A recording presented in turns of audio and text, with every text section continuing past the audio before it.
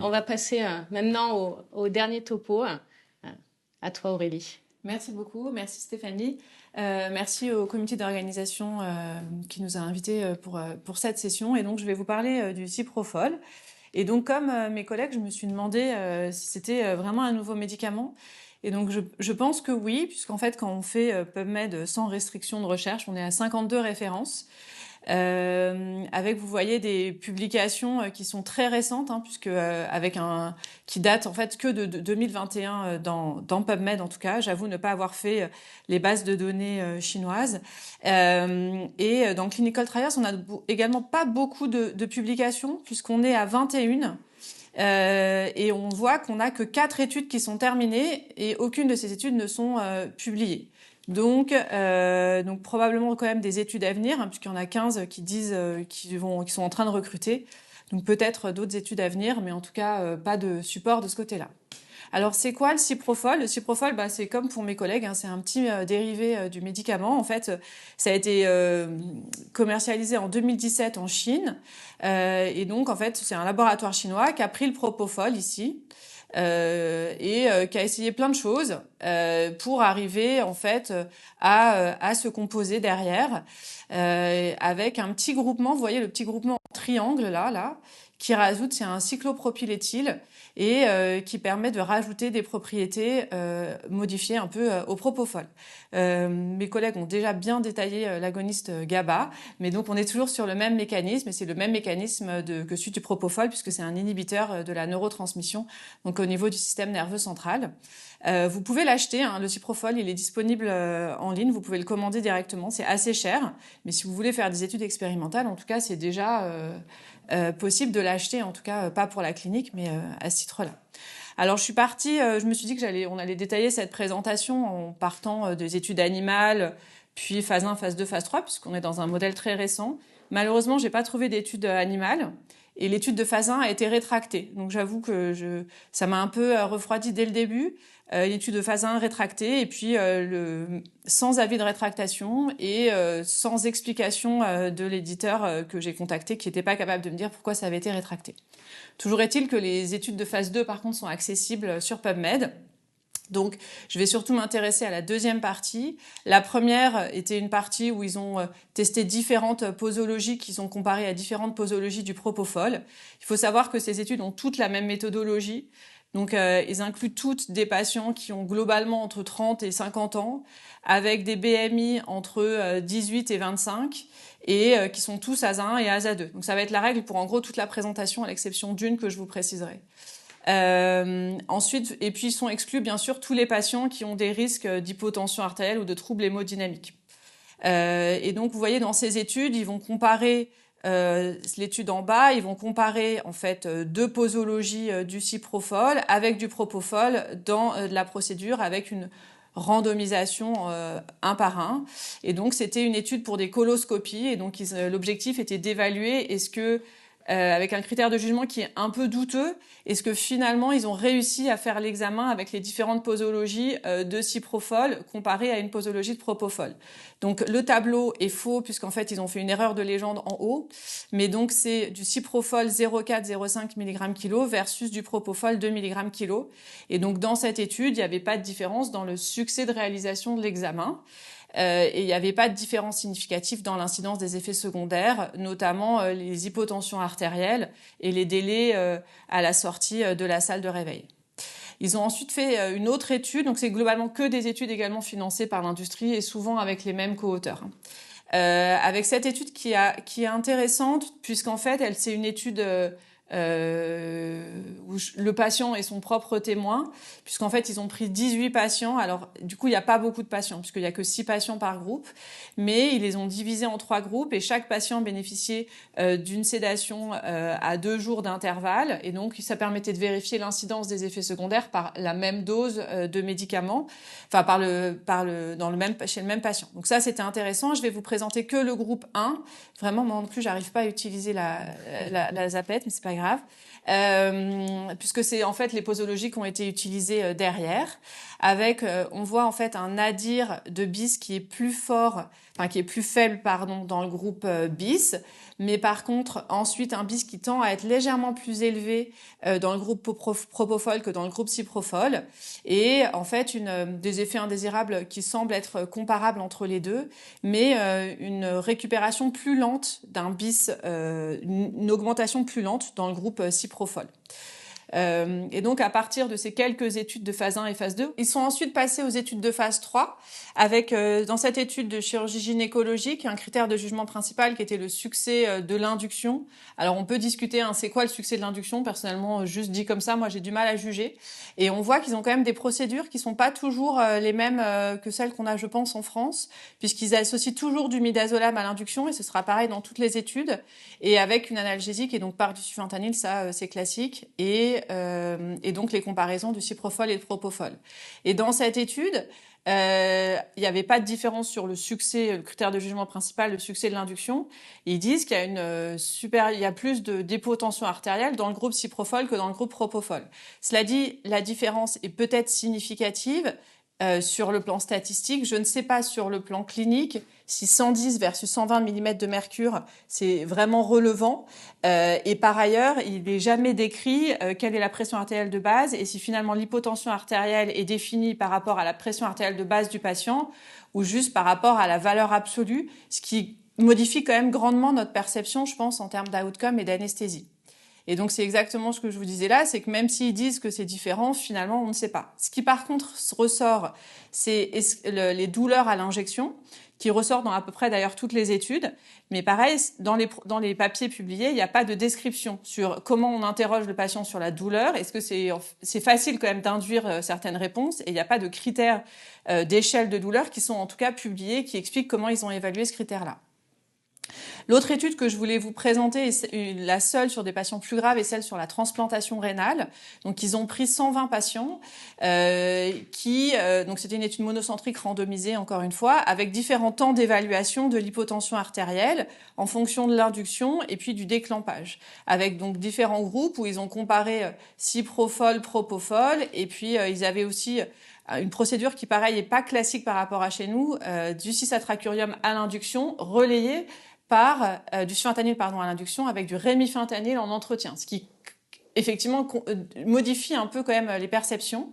Et on voit dans cette étude que même s'ils disent qu'il y a des différences d'hypotension artérielle, pareil, on pourrait discuter de la différence, de la pertinence en fait des différences observées, mais il n'y a pas de différence sur la dysfonction du greffon à long terme. Donc on peut quand même se dire sur cette seule étude où il y a un peu plus d'outcome, est-ce que finalement il y a une vraie différence motivée. Cette autre étude de phase 3 s'intéressait à la qualité de la sédation et au niveau de bis chez les patients, avec toujours ces procédures qui sont un peu différentes par rapport à chez nous, et où là, le critère de jugement principal était la proportion de patients sans réveil périopératoire. On voit qu'on est quand même toujours dans des critères de jugement qui sont pas toujours tout à fait simples à évaluer et qui sont pas toujours tout à fait, je pense, aussi pertinents qu'on l'aurait voulu. Avec, on voit ici finalement pas de différence, et quand on regarde donc la qualité de la sédation, on a objectivement pas de différence entre les deux groupes. Donc, à partir de toutes ces études, il y a du coup récemment une méta-analyse qui a été publiée, alors pas par une étude chinoise, je vous ai mis ce petit tableau qui met en évidence les différents biais potentiels de ces études. Donc là, il n'y en a que 12 qui ont été retenus dans cette méta-analyse, certains que je vous ai présentés et d'autres non. Et sur les 12, il y avait au moins 3 études qui présentaient des biais méthodologiques majeurs, notamment en termes de randomisation, puisqu'en fait, les papiers ne disent jamais quelle est la méthodologie de randomisation. Est-ce que c'est vraiment du tirage au sort? Ils disent que c'est randomisé, mais finalement, on ne sait jamais vraiment très bien. Et dans ces études, donc on a finalement pas de différence sur les taux de succès des critères de jugement principaux qui, encore une fois, peuvent être largement discutables en ce qui concerne le délai à l'induction anesthésique, la qualité de l'intubation. Et par contre, on a une augmentation des incidences des effets secondaires. Mais on peut vraiment discuter de cette question-là, puisqu'il y a certaines études qui vont juger l'hypotension artérielle 5 minutes après l'induction, d'autres qui vont la juger 15 minutes après l'induction, la plupart ne précisant pas quel est le médicament d'entretien derrière, puisqu'il y en a la plupart le font que en IVD, en flash, et il y a quelques études que je vous ai pas présentées qui le font en évoque, mais il y en a qu'une en anesthésie. Donc en fait, on compare un peu des choses qu'on peut pas vraiment comparer, puisque les critères de jugement sont pas les mêmes à chaque fois. Et donc, par contre, l'effet qui ressort très fort, c'est celui sur la douleur à l'injection, où là, on a vraiment un effet majeur entre les deux groupes.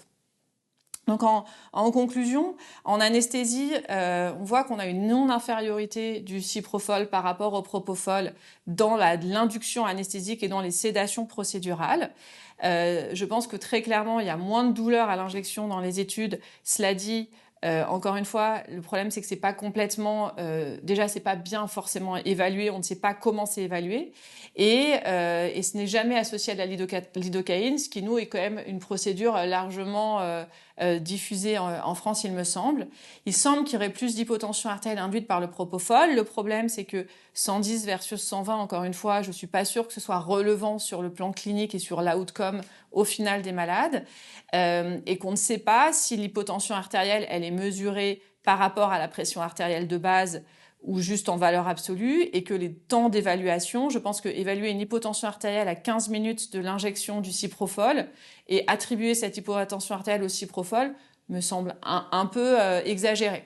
Donc, donc comparer ces différentes études ensemble, c'est quand même pas toujours très pertinent. Il y a une seule étude en réanimation que j'ai pris le parti de pas vous présenter, vous allez devoir me croire sur parole, mais qui évalue la possibilité de sédation de longue durée en évoque, qui semble possible comparé à du propofol.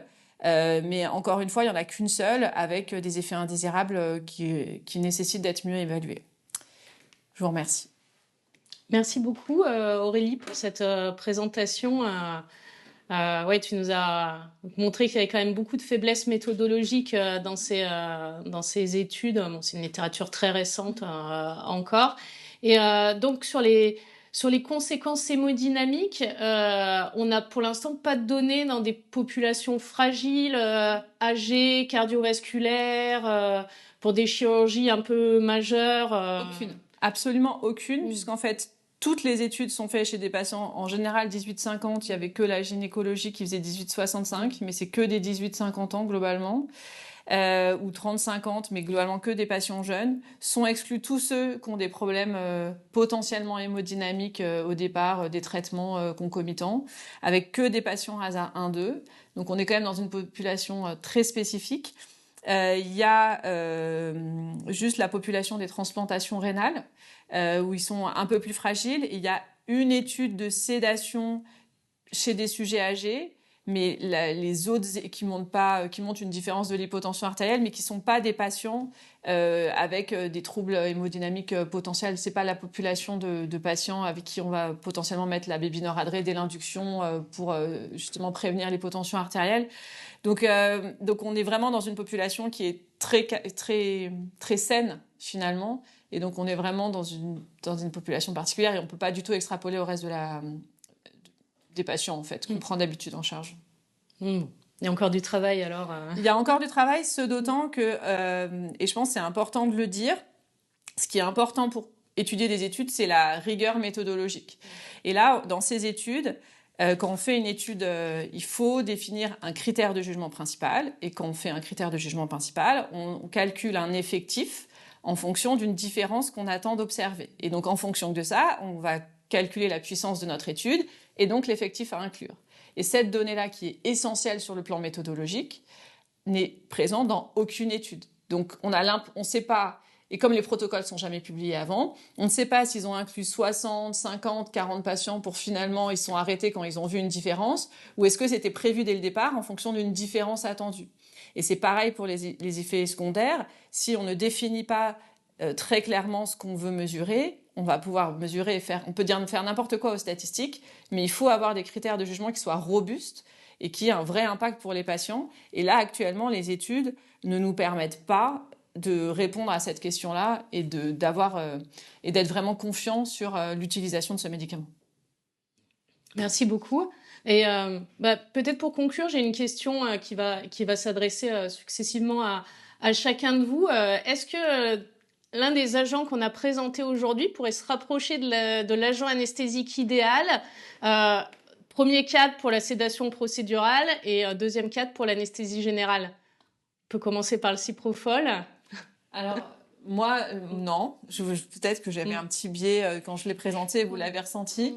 Moi, je pense qu'on a beaucoup d'agents hypnotiques quand même dans notre arsenal thérapeutique qui nous permettent quand même de juguler pas mal de situations. Qu'on a aussi par exemple la lidocaïne en association avec le propofol, et quand on le fait correctement, les douleurs à l'injection sont quand même extrêmement rares. Et donc actuellement, je pense pas que le ciprofol puisse avoir une vraie plus-value dans notre arsenal thérapeutique en termes d'agents hypnotiques. Le rimimazolam. Alors, anesthésique générale, pour une anesthésie générale, pour une chirurgie complexe, moi je ne pense pas. En revanche, pour une sédation procédurale, si on définit bien une cible de population, il peut y avoir une valeur ajoutée, notamment pour les patients les plus âgés, du fait des particularités pharmacocinétiques. Voilà. Moi, je pense que ça peut être une piste de développement. Bon, la eskétamine, je pense que ça me semble être un bon médicament, essentiellement pour les bénéfices en termes de tolérance, qui sont quand même un vrai sujet sur, encore une fois, quand on cherche à optimiser un médicament, soit on arrive à optimiser son efficacité, ce qui est, je pense, pas nécessairement le cas là, mais par contre, sur la tolérance, et je pense que c'est un élément très important pour le vécu des patients. Donc, quel que soit le type de procédure dans lequel on utilise habituellement la kétamine, toujours encore une fois, c'est que l'idée d'utiliser la kétamine ou l'eskétamine, c'est probablement sur un certain type de procédures qui vont nécessiter de la morphine en post-opératoire en particulier, ou qui sont à l'origine de douleurs chroniques importantes. Ça, c'est probablement les chirurgies sur lesquelles il faut privilégier la kétamine. Donc, je ne remets pas ça en cause. Par contre, je pense qu'avec la kétamine, on optimise probablement un petit peu la tolérance. Encore une fois, il faut que ça nécessite revalidation ou de nouvelles études sur le sujet spécifique, avec des bonnes méthodologies, comme tu le disais. Et globalement, probablement, ça a son intérêt dans ce type, en remplacement de la kétamine. D'ailleurs, dans certains centres, on l'a déjà fait. En France, on a déjà switché, ou on est en train de switcher de la kétamine vers la eskétamine pour ces raisons de tolérance. Très bien. Et juste, comme on a encore 2 minutes devant nous, toi, tu nous as parlé du coût qui est nettement plus élevé quand même pour la eskétamine que pour la kétamine. On a une idée du coût du ciprofol et du remimazolam Moi, je n'ai pas regardé sur le plan médico-éco, pharmaco-éco. Je ne me suis pas penché sur le sujet parce que les études sont faites par les Asiatiques et il n'y a pas, alors à part nos amis belges, mais je n'ai pas vu passer de publication européenne. Moi, j'ai regardé le coût, mais encore une fois, comme c'est pas mis sur le marché, on peut l'acheter pour faire des expériences au laboratoire, je pense, sur des animaux. Après comité d'éthique, mais en fait on peut pas comparer le coût puisqu'il n'y a pas de marché public et on voit bien que tous les prix après sont modifiés avec après les marchés publics, donc en fait c'est pas comparable, ça coûte des centaines d'euros l'ampoule, ça c'est sûr, mais encore une fois je pense que on peut pas comparer par rapport au prix de nos médicaments qui sont en fait assez faibles sur les hypnotiques quand même.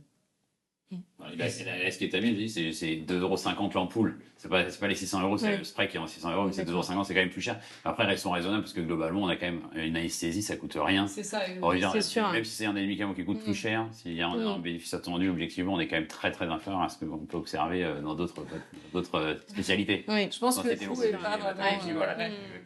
C'est une vraie question. Ce que tu proposes là, c'est une réflexion médico-éco qui n'est pas souvent traitée en France, en tout cas, insuffisamment traitée. Bon, merci à tous pour cette session qui a été riche. En tout cas, moi, j'ai appris beaucoup de choses et j'espère que vous aussi. Merci beaucoup. Merci. Merci à toi. Merci.